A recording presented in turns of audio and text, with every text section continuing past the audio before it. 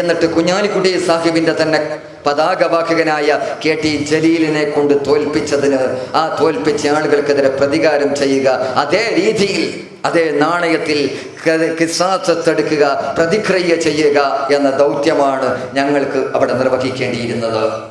കുഞ്ഞാലിക്കുട്ടി സാഹിബിനെ അദ്ദേഹത്തിന്റെ തന്നെ പതാകവാഹകനെ കൊണ്ട് തോൽപ്പിച്ചതിന് ഒരു പ്രതികാരം ചെയ്യുക.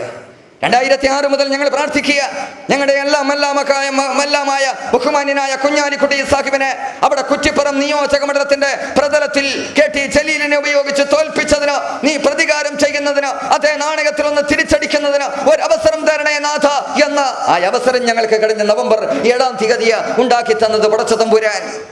25 വർഷക്കാലം നിന്റെ ചെങ്കൊടി പിടിച്ച് SFIയിലൂടെ DYFIയിലൂടെ അതുപോലെ തന്നെ മയ്യിൽ ഏറിയ കമ്മിറ്റിയിലൂടെ കമ്മ്യൂണിസ്റ്റ് പ്രസ്ഥാനത്തിന്റെ ചെങ്കൊടി പിടിച്ച് നടന്ന AP അബ്ദുള്ള കുട്ടി ഞങ്ങളുടെ നിയോജക മണ്ഡലത്തെ ഒരു 10 കാലം ഇന്ത്യയുടെ പാർലമെന്റിൽ ചെങ്കൊടി വാഹകനായി കടന്നു പോകാൻ അവസരം കിട്ടുകയും അവിടെ ചെലവഴിക്കുകയും ചെയ്ത AP അബ്ദുള്ള കുട്ടി, ആ AP അബ്ദുള്ള കുട്ടിയെ കേരള രാഷ്ട്രീയത്തിലേക്ക് കൈപിടിച്ചു കൊണ്ടുവന്നപ്പോ ആ രാഷ്ട്രീയം പഠിപ്പിച്ചു കൊടുത്ത അദ്ദേഹത്തിന്റെ ഗുരുനാഥനായ MV ജയരാജനെ ആ അബ്ദുള്ള കുട്ടിയെ കൊണ്ട് തോൽപ്പിച്ചുകൊണ്ട് പ്രതികാരത്തിന്റെ അഗ്നിയുടെ ആ നാമ്പുകൾ ഉണ്ടല്ലോ, ആ പ്രതികാരത്തിന്റെ എരിഞ്ഞടങ്ങാത്ത കനലുകൾ, ആ കനലുകൾ ഊതിക്കാച്ചി ഒരു തെരഞ്ഞെടുപ്പായിരുന്നു കഴിഞ്ഞ നവംബർ 7-ാം തീയതി കണ്ണൂരിൽ നടന്ന തെരഞ്ഞെടുപ്പ് എന്നതാണ്. ഞങ്ങൾ പകരം വീട്ടിയ ഒരു തെരഞ്ഞെടുപ്പാണ് ആ തെരഞ്ഞെടുപ്പ്. രണ്ടാമത്തെ ഞങ്ങളുടെ ലക്ഷ്യം കേരളത്തിലെ ഈ സമുദായം, മുസ്ലിം സമുദായം തീവ്രവാദികളുടെ കൂടെയല്ല എന്ന് തെളിയിക്കണം.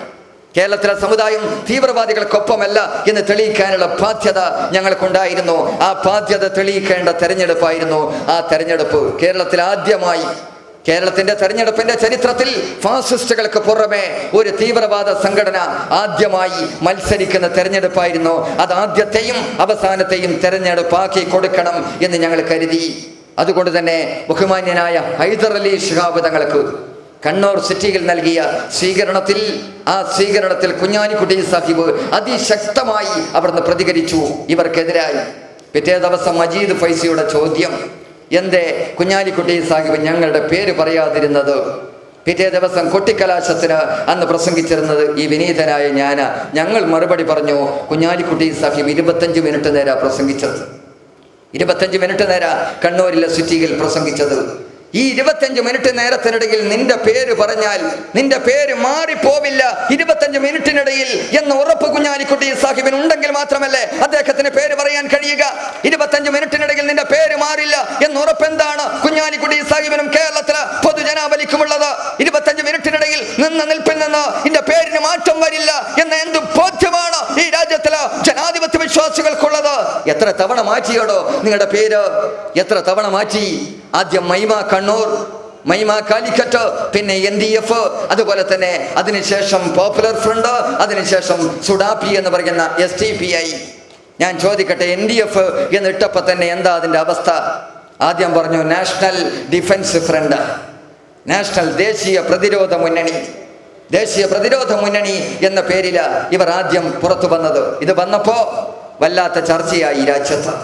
ആ ചർച്ചയായപ്പോ നിപ്പിൽ നിന്ന് പേര് പോസ്റ്ററുകളിലും മാറി. ഞങ്ങളുടെ നാട്ടിൽ കല്യാണം കഴിച്ച് 1 കൊല്ലം കഴിഞ്ഞപ്പോൾ നവദമ്പതികളായ ദമ്പതികൾക്ക് ഒരു കുട്ടി പിറന്നു. പുതിയാപ്പിള ഈ ചെറുക്കൻ കുട്ടിൻ്റെ പാപ്പ ഈ ചെക്കന് അബു എന്ന പേരിട്ടു. അപ്പൊ ഉമ്മച്ചിയുടെ ഭാഗം ഈ അബു എന്ന പേരിട്ടപ്പോൾ ഈ പെണ്ണിന് തീരെ പിടിച്ചില്ല, ഉമ്മച്ചിക്ക് തീരെ പിടിച്ചില്ല. തൻ്റെ ഭർത്താവിനോട് ഇങ്ങനെ കയർക്കുക, എല്ലാ ദിവസവും രാത്രി ഉറങ്ങാൻ വരെ വിടാതെ ഇവള് ചോദിക്കും, നിങ്ങൾ എന്ത് പേരാണ് ഇട്ടിരിക്കുന്നത്? 21-ാം നൂറ്റാണ്ടിൽ അതൊരു പേരുണ്ടോ? എൻ്റെ കുട്ടിക്ക് ഈ പേരിടണ്ട, ഞാൻ വിളിക്കൂല, നിങ്ങൾ വേണമെങ്കിൽ വിളിച്ചോ, ഞാൻ വിളിക്കൂല, എൻ്റെ വീട്ടുകാരും വിളിക്കൂല, നിങ്ങളെ വീട്ടുകാരും വേണമെങ്കിൽ അബു എന്ന് വിളിച്ചോ എന്ന് പറഞ്ഞപ്പോൾ ഇവനൊക്കെ ശാന്തമായി കേട്ട്. എല്ലാം കേട്ട് കഴിഞ്ഞപ്പോൾ നീ അടങ്ങി. എന്നാൽ ഞാൻ പറയട്ടെ, നിങ്ങൾ പറ എന്ന് പറഞ്ഞപ്പോൾ ഭർത്താവ് പറഞ്ഞു, ഈ പയ്യൻ്റെ ഉപ്പ പറയാ, ഞാൻ അബു എന്ന് പേരിട്ടത് ആൺകുട്ടിയാണല്ലോ നമുക്ക് പറഞ്ഞത്. ഇവൻ വണ്ണം വെച്ച് കഴിഞ്ഞ്, ഇവൻ വളർന്നു കഴിഞ്ഞ് നന്നായിട്ടുണ്ടെങ്കിൽ അബൂബക്കർ എന്ന് വിളിക്കാം, മോശമായപ്പോയെങ്കിൽ അബൂജാഹിൽ എന്ന് വിളിക്കാം എന്ന് കരുതിയിട്ടാണ് ഈ പേരിട്ടത് എന്ന് പറഞ്ഞതുപോലെ NDF എന്ന നിങ്ങൾ പേരിട്ടപ്പോ നിങ്ങൾ ആദ്യം വിളിച്ച പേരെന്താ? National democratic defence front. പിന്നീട് നിങ്ങളിട്ട പേരെന്താ? National democratic front. ആളുകൾ ചർച്ചാ വിധേയമായപ്പോ നിങ്ങൾ അബൂബക്കർ എന്ന് വിളിക്കാം, അല്ലെങ്കിൽ അബൂജാഹിൽ എന്ന് വിളിക്കാം എന്ന രീതിയിൽ അബു എന്ന പേരിട്ടതുപോലെയാണ് അത്രേ NDF എന്ന പേരിട്ടിട്ട് നിങ്ങൾ വിളിച്ചത്. നിങ്ങൾ വിളിച്ചത് ആദ്യം നാഷണൽ ഡിഫൻസ് ഫ്രണ്ട്, പിന്നീട് നാഷണൽ ഡെമോക്രാറ്റിക് ഫ്രണ്ട്, അത് കഴിഞ്ഞ് പോപ്പുലർ ഫ്രണ്ട്, അത് കഴിഞ്ഞ് നമുക്കറിയാം ഇപ്പോൾ ഉണ്ടാക്കി വെച്ചിട്ടുള്ള സുഡാപ്പി എന്ന് പറയുന്ന പേര്. ഈ തെരഞ്ഞെടുപ്പ് രംഗത്തേക്ക് വന്നപ്പോൾ ഈ തീവ്രവാദികളെ, രാജ്യദ്രോഹികളായിട്ടുള്ള, സമുദായദ്രോഹികളായിട്ടുള്ള, ഒരു സമൂഹത്തിനും അംഗീകരിക്കാൻ കഴിയാത്ത ഈ ആളുകളെ ഈ മണ്ണിൽ പരാജയപ്പെടുത്തി കുളിപ്പിച്ച് കിടത്തി കൊടുക്കേണ്ടത് മറ്റാരേക്കാളുമുള്ള ബാധ്യത മുസ്ലിം ലീഗ് പ്രസ്ഥാനത്തിനാണ് എന്ന് ബോധ്യമുള്ളത് കൊണ്ട് ഞങ്ങൾ ഐക്യജനാധിപത്യ മുന്നണിയുടെ യോഗങ്ങളിൽ മുസ്ലിം ലീഗിന്റെ നിരീക്ഷകരായിട്ട് വന്നിട്ടുള്ള ആളുകൾ, ആ ആളുകളോടൊക്കെ പറഞ്ഞിട്ടുണ്ട് 5000-നും 3000-നും ഇടയിൽ ഞങ്ങൾ ഇവരെ ഒതുക്കി നിർത്തും എന്ന്. എന്നാൽ കേരളത്തിലെ പ്രതിപക്ഷ നേതാവിനടക്കം ഇവിടുത്തെ സ്പെഷ്യൽ ബ്രാഞ്ച് കൊടുത്ത റിപ്പോർട്ട് ഇവർക്ക് 10,000 വോട്ട് കിട്ടും എന്ന്. പ്രതിപക്ഷ നേതാവിനടക്കം കൊടുത്ത റിപ്പോർട്ടിൽ പറയുന്നത് 10,000 വോട്ട് കിട്ടും എന്ന്. അവസാനം എത്രയാ വോട്ട് കിട്ടിയത്? 3411. ഞാൻ കഴിഞ്ഞ ദിവസം ഇവിടുത്തെ മലപ്പുറം ജില്ലയിലെ വെട്ടിച്ചിറ എന്ന് പറയുന്ന സ്ഥലത്ത് പ്രസംഗിക്കുമ്പോൾ ഒരു മെസ്സേജ് എൻ്റെ ഫോണിലേക്ക്, ഞാൻ പ്രസംഗം കഴിഞ്ഞ് മെസ്സേജ് എടുത്ത് അത് വായിച്ചു നോക്കുമ്പോൾ ആ മെസ്സേജിൽ ഒരു ചെറിയ ഒരു വേർഡ് KL 13-34-11 മീൻസ് സുഡാപ്പി. എനിക്കൊന്നും തിരിഞ്ഞില്ല. ഇത് KL 13-34-11 സുഡാപ്പി മീൻസ് സുഡാപ്പി. അപ്പോൾ ഇപ്പം അവിടെയൊക്കെ അറിയപ്പെടുന്നത് KL 13-34-11 എന്ന പേരിലാണ്. 3411 വോട്ട് വാങ്ങിയത് കൊണ്ടാണ് അത്രേ ഇവരിങ്ങനെ അറിയപ്പെടുന്നത്. ഇവരെ ഈ രാജ്യത്തിലെ ഈ തെരഞ്ഞെടുപ്പിൽ, കഴിഞ്ഞ ഉപതെരഞ്ഞെടുപ്പിൽ തോൽപ്പിക്കുക എന്ന ഉത്തമമായ ലക്ഷ്യത്തോടെയാണ് ഞങ്ങൾ മുന്നോട്ട് വന്നിട്ടുള്ളത്. ഞാൻ ചോദിക്കട്ടെ, ഇവിടെ സഹായിച്ചതാര? CPM എന്ന് പറയുന്ന കക്ഷികള്. CPM എന്ന് പറയുന്ന കക്ഷിയാണ് അബ്ദുൽ നാസർ മൈതനിയെ കൊണ്ടുവന്നത്. CPM എന്ന് പറയുന്ന പാർട്ടിയാണ് ഈ NDF-നെ വളർത്തിയത്.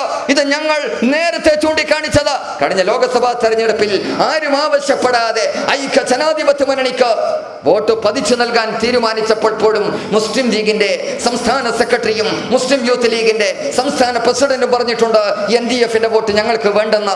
അപ്പൊ പറഞ്ഞു, കുഞ്ഞാലിക്കുട്ടി പറയട്ടെ, പാണക്കാട് തങ്ങൾ പറയട്ടെ. ഇവർ പറഞ്ഞാൽ പിന്നെ എന്തിനാ വേറെ പാണക്കാട് തങ്ങളും കുഞ്ഞാലിക്കുട്ടി സാഹിബും ഒക്കെ പറയുന്നത്? ഇവർ പാർട്ടിയുടെ വക്താക്കന്മാരായി രംഗപ്രവേശനം ചെയ്യാറുള്ള ആളുകൾ. ആ പാർട്ടിയെ, ആ സംഘടനയെ കുളിപ്പിച്ച് കിടത്തുന്ന ഒരു കാഴ്ചയാണ് കഴിഞ്ഞ തെരഞ്ഞെടുപ്പിൽ കണ്ടത്. അവിടെ കഴിഞ്ഞ സ്ഥാനാർത്ഥികൾ മുസ്ലിം ലീഗിന്റെ പ്രതികാരത്തിലാണ് ഞാൻ തോറ്റുപോയത് എന്ന് രാകേഷ് MV ജയരാജനോട് പറഞ്ഞിരുന്നുവെങ്കിൽ ഈ അബദ്ധം പറ്റുമായിരുന്നില്ല. ഞാൻ എല്ലായിടത്തും സൂചിപ്പിക്കാറുണ്ട്, ഞങ്ങളുടെ നാട്ടിൽ ഈ ബറാത്തിന് അവിടെ നിന്ന് ചക്കര ചോറെന്ന് പറയുന്ന സാധനം ഉണ്ടാക്കാറുണ്ട്. ഇവിടെ എന്താ പറയാന്നറിയില്ല. ഗോതമ്പ് കൊണ്ടുണ്ടാക്കുന്ന, ഗോതമ്പും ശർക്കരയും ചേർത്ത് ഉണ്ടാക്കുന്ന ഒരു സാധനമാണ്. അത് വിളമ്പിക്കഴിഞ്ഞാൽ മുകൾ ഭാഗത്ത് നല്ല തണുത്ത് നിൽക്കും, ഉള്ളിൽ വല്ലാത്ത ചൂടായിരിക്കും. ഇതൊരു ബറാത്തിനുണ്ടാക്കി ബാപ്പയും മോനും കൂടി കുടിക്കാനിരുന്നു. മോൻ ആദ്യം ആക്രാന്തത്തിന് കോരി വായിലോട്ട് പറഞ്ഞപ്പോൾ കണ്ണിന്ന് ഇങ്ങനെ വെള്ളം വരാൻ തുടങ്ങി. ബാപ്പ ചോദിച്ചു, എന്താ മോനെ കരയുന്നത്? അപ്പം മോൻ പറഞ്ഞു, ഒന്നുമില്ല. രണ്ടാമത് ചോദിച്ചു, എന്തേ? ഒന്നുമില്ല. മൂന്നാമതും ചോദിച്ചപ്പോൾ ഈ മോൻ പറഞ്ഞു, പൊന്നുമോൻ പറഞ്ഞു, എൻ്റെ ബാപ്പ കഴിഞ്ഞ ബറാത്തിന് നമ്മുടെ ഏട്ടമൂസോർ കൂടെ ഉണ്ടായിരുന്നതല്ലേ, ഈ ബറാത്തിന് ഏട്ടമൂസോർ ഇല്ലല്ലോ എന്നോർത്തിട്ട് കരഞ്ഞു പോയതാണ്. ഇത് കേട്ടപ്പം ബാപ്പ വിചാരിച്ചു സത്യം തന്നെയാണ്. ഒരു വലിയ തവിയിൽ, വലിയ സ്പൂണിൽ ബാപ്പ കോരി അണ്ണാക്കിലോട്ട് പറന്നപ്പോൾ കണ്ണുന്നിങ്ങനെ നയാഗ്ര വെള്ളച്ചാട്ടം പോലെ താടാൻ തുടങ്ങി കണ്ണുനീർ. മോൻ ചോദിച്ചു, എന്താ ബാപ്പ? ഒന്നുമില്ല. എന്നാലും ഒന്നുമില്ല. മൂന്നാമതും ചോദിച്ചപ്പം ബാപ്പ പറഞ്ഞു, എൻ്റെ അറാം പറഞ്ഞ പൊന്നു പോലത്തെ മോനെ, അടുത്ത ബറാത്തിന് നീ ഉണ്ടാവില്ലല്ലോ എന്നോർത്തിട്ട് കരഞ്ഞു പോയതാ.